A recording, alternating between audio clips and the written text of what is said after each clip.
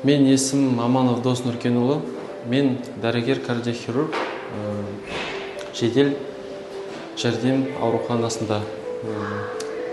Осы жылдан бастап жедел жәрдем ауруханасының ішінде кардиохирургиялық операциялар енгізілді.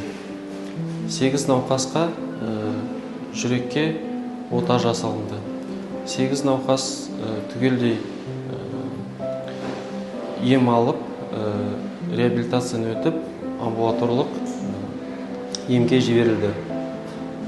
Бұл операциялар облыстық денсаулық сақтау басқармасының қолдауымен жүзеге асырылып отыр. Болашақта кардиохирургиялық көмектің дамуы өте керек.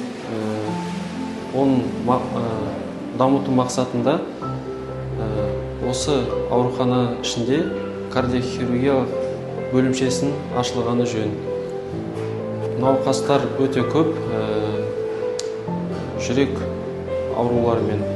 Оларға сапалы көмек көрсетілуі ол бірінші кезекте.